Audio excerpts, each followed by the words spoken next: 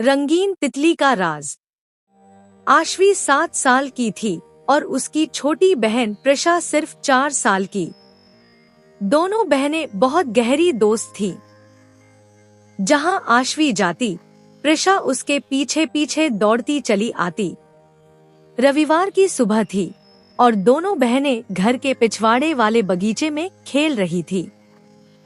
दीदी, वो देखो, प्रिशा ने अचानक चिल्लाकर कहा और एक फूल की तरफ इशारा किया। आश्वी दौड़ी हुई आई और जो उसने देखा, उसे देखकर उसकी आंखें भी चमक उठीं।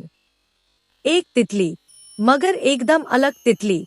उसके पंखों पर इंद्रधनुष के सारे रंग चमक रहे थे और हर बार जब वो पंख फड़फड़ाती, तो हवा में छोटे छोटे रंगीन तारे बिखर जाते।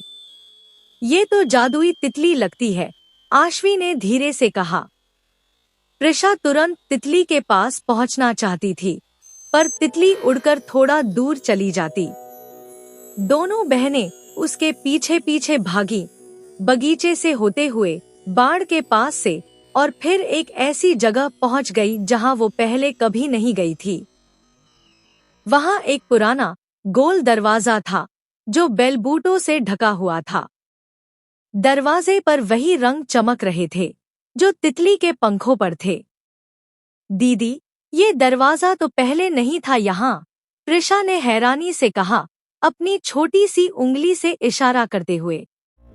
मुझे भी याद नहीं आता, आश्वी ने सोचते हुए कहा।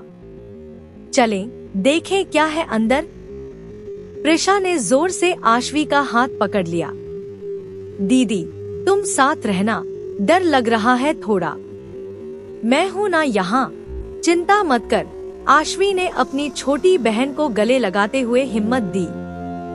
दोनों ने मिलकर दरवाजा धीरे से धकेला और जैसे ही वो अंदर गईं, उनकी आंखें फटी की फटी रह गईं। सामने एक ऐसा बगीचा था जो असली दुनिया का नहीं लग रहा था। पेड़ों के पत्ते चांदी जैसे चमक रहे थे, फूल गुनगुना रहे थे जैसे कोई मीठा गाना गा रहे हों, और हवा में हजारों रंग-बिरंगी तितलियां उड़ रही थी, बिल्कुल वैसी ही जैसी उन्होंने पहले देखी थी। वाह! प्रिशा की आंखें खुशी से चमक उठीं और वो डर भूलकर तालियां बजाने लगी। तभी वही रंगीन तितली उनके सामने आकर हवा में ठहर गई और एक मीठी, नन्ही सी आवाज में बोली, स्वागत है, प्यारी बहनों। मेरा नाम रोशनी है। मैं इस जादुई बगीचे की रखवाली करती हूँ, जो सिर्फ उन बच्चों को दिखता है जो एक दूसरे से सच्चा प्यार करते हैं। हमें? आश्वी ने हैरानी से पूछा। हाँ, रोशनी मुस्कुराई, क्योंकि तुमने अपनी छोटी बहन का हाथ कभी नहीं छोड़ा, इसलिए तुम दोनों के लिए ये दरवाजा खुला। प्रिशा ने खुश होकर आश्वी का हाथ और जोर से पकड़ लिया। रोशनी ने उन्हें बगीचे की सैर कराई। वहाँ एक झरना था जिसका पानी नीले और गुलाबी रंग में बदलता रहता था। एक पेड़ था जिस पर मिठाई जैसे फूल लगे थे, जिन्हें छूते ही वो हल्की सी घंटी की आवाज करते।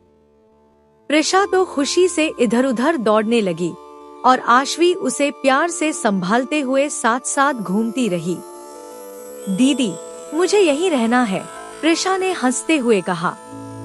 आश्वी हंस पड़ी। पर घर पर मम्मी पापा हमें ढूंढ रहे होंगे ना? रोशनी ने सिर हिलाया। तुम्हारी बहन ठीक कहती है। पर घबराओ मत, ये बगीचा हमेशा तुम्हारे लिए यही रहेगा।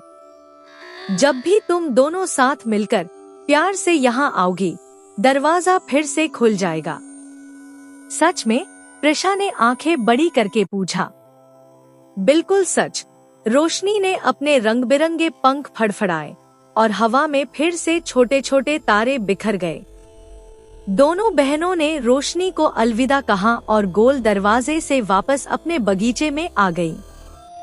जैसे ही वो बाहर आई, दरवाजा धीरे धीरे बेलबूटों में गायब हो गया, जैसे वो कभी था ही नहीं। दीदी, ये हमारा राज रहेगा ना? प्रिशा ने पूछा। हाँ, आश्वी ने मुस्कुराते हुए अपनी छोटी बहन को गले लगाया, सिर्फ हम दोनों का प्यारा सा राज। उस शाम दोनों बहनें घर के अंदर भागते हुए गईं, हाथों में हाथ डाले, दिल में एक जादुई बगीचे की यादें और एक दूसरे के लिए और भी गहरा प्यार लिए। समाप्त।